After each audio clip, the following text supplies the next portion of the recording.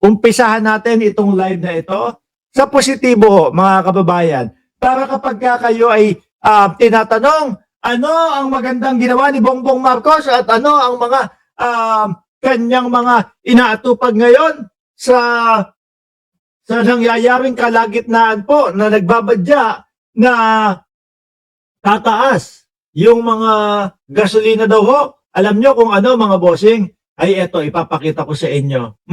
Ang ating administrasyon at ang ating gobyerno ho, mga kababayan, hindi po nakakalimot sa ating mga kababayan.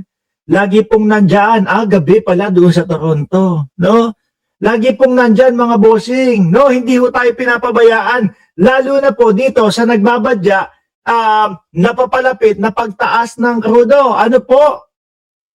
Ang isa sa gustong gawin ni Pangulong Bongbong Marcos, PBBM administration, eyes launch of free ride starting April daw po. Kung kayo ay mga nagsasasakyan, di ba? Tapos mahal ang gasolina ninyo. Habang napakamahal ng gasolina, ayan, no? Imbis na magdala pa kayo ng sasakyan at gumastos sa gasolina, sakay na lang kayo sa libreng sakay ho. Libreng sakay ho. Di ho ba? Pansamantala. Kapag kayong, sabi nga, di ho ba mga kababayan, kapag ka maikli ang kumot, matutong mamaluktot, lalo na kapag ka ikaw lang naman nasakay nung sasakyan mo. Kung 4, 5, 6 ang sasakay, sabay-sabay, tapos isang biyahe yan, at isa yung pupuntahan nyo, okay lang. Pero kung mag-iisa ka lang, kung gusto mo makatipid, ayan. No? Kung medyo sa tingin mo yung pagtaas ng krudo, malaki ang maapektuhan ng budget pang pamilya ninyo, yan, maglibreng sakay ka muna. Ano daw ito? PIA Metro Manila, no? Libreng sakay will soon be available to help commuters navigate rising fuel costs.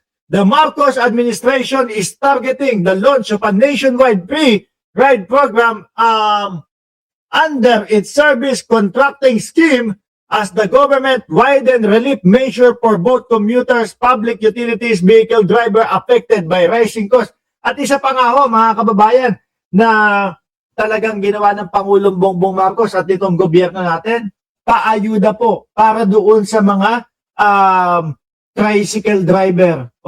Kasi sila ho, apektado talaga niyan.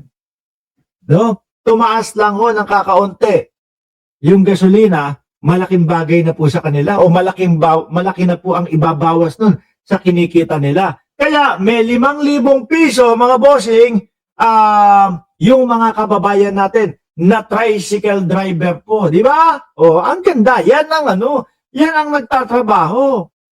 Sa kasamaang palad, yung mga walang magawang mga DDS na walang mga maitulong o naitutulong sa ating presidente, sila pa po yung mangunguna na batikusin po. Sila pa po yung mga mangunguna na kutsain ang ating presidente, mga bossing. Samantalang yung mga idol nila, yun talaga ang walang ginagawa at panay lakwatsa.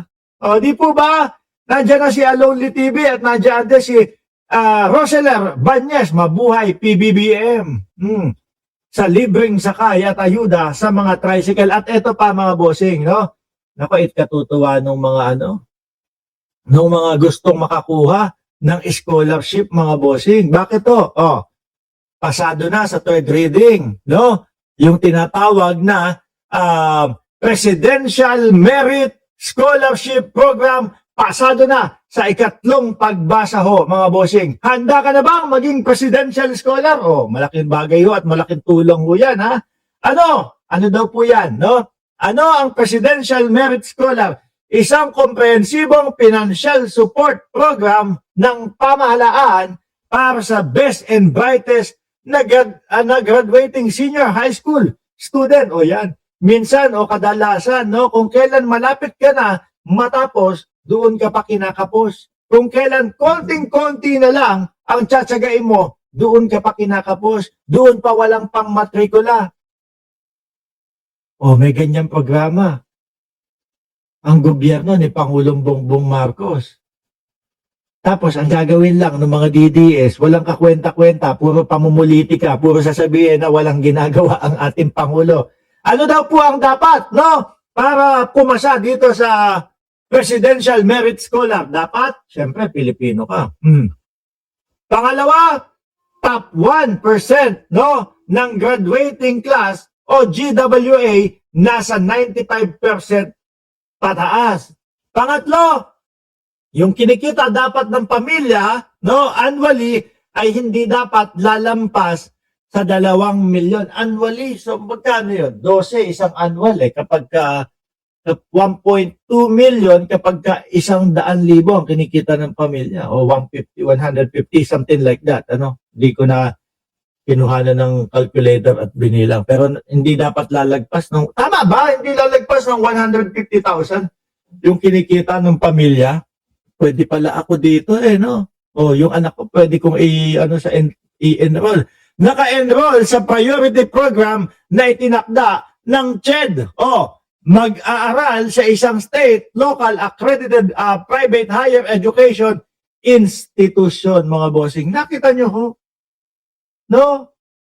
Kahit po ang ating presidente ay talaga namang nakapokus, nakatutok, lalong-lalo na po doon sa pagsugpo ng mga walang hiya sa ating gobyerno, hindi pa din po nakakalimutan yung ating mga kababayan at hindi pa din po nakakalimutan yung mga kababayan natin na gustong makapagtapos pero salat kulang ang kaperahan po. Sayang naman. Lalo na yung mga top 1, no? Na tapos konti na lang gagraduate na, tapos kinakapos lang. Sayang naman, at least nandyan po ang gobyerno ni Pangulong Bongbong Marcos, nakaagapay ho, mga bossing. Konti na lang yan, no? MR Martin Romualdez, Presidential Merit Scholar Program, pasado na sa third reading. Kaunti na lang po yan, tapos pwede na.